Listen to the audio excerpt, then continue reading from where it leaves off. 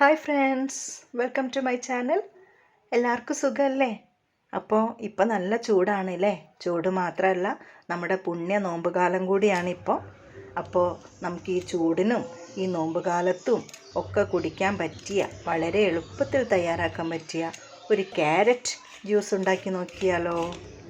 അതിനായിട്ട് ഞാൻ കുറച്ച് ക്യാരറ്റ് എടുത്തിട്ടുണ്ട് കേട്ടോ.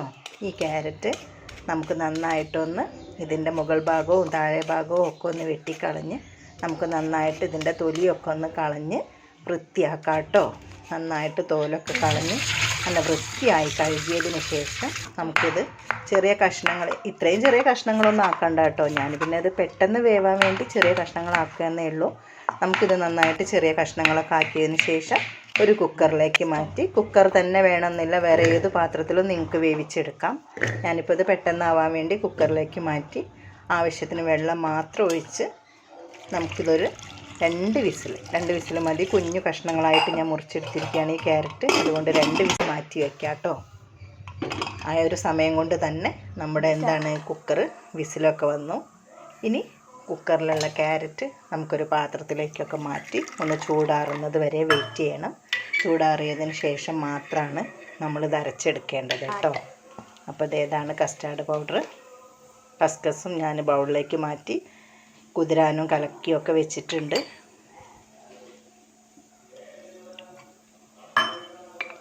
നിങ്ങളിതൊന്ന് ട്രൈ ചെയ്ത് നോക്കണം കേട്ടോ. ഞാൻ ഈ ഉണ്ടാക്കുന്ന ഡ്രിങ്ക് നിങ്ങൾക്ക് തീർച്ചയായും ഇഷ്ടപ്പെടും.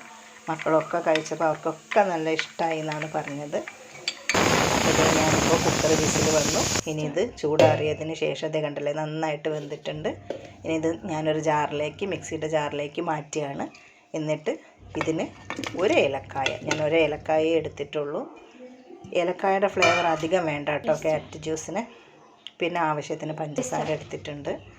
നിങ്ങൾ മിൽക്ക് മെയ്ഡ് ഒഴിക്കുന്നവരാണെങ്കിൽ പഞ്ചസാരയുടെ അളവ് കൂട്ടിയും കുറച്ചൊക്കെ അതിനനുസരിച്ച് എടുക്കാം കേട്ടോ. പിന്നെ ഞാനൊരു ഗ്ലാസ് പാലാണ് എടുത്തിരിക്കുന്നത്, വലിയൊരു ഗ്ലാസ് പാല് തന്നെ എടുത്തിട്ടുണ്ട്. ഇപ്പോൾ അത് നന്നായിട്ട് അരച്ചു. എന്നിട്ടൊരു പാത്രത്തിലേക്ക് മാറ്റി ശേഷം നമ്മൾ കലക്കി വെച്ചിരിക്കുന്ന കസ്റ്റാർഡ് പൗഡറും നമ്മൾ കുതിരാനായി മാറ്റി വെച്ചിരിക്കുന്ന കസ്കസും കൂടെ ഇതിലേക്ക് ആഡ് ചെയ്യുകയാണ്. പിന്നെ ഒരല്പം ഐസ് ക്യൂബും കൂടി ചേർത്ത് കൊടുക്കുന്നുണ്ട്. ഇത്രയേ ഉള്ളൂ നമ്മുടെ ക്യാരറ്റ് ജ്യൂസ്, ക്യാരറ്റ് ഡ്രിങ്ക് ഇവിടെ റെഡി ആയിട്ടിരിക്കുകയാണ്.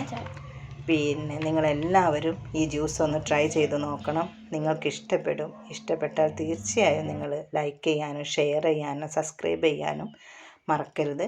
എന്നെ സപ്പോർട്ട് ചെയ്യണം, പ്രാർത്ഥിക്കണം. നിങ്ങൾക്കെല്ലാവർക്കും താങ്ക് യു.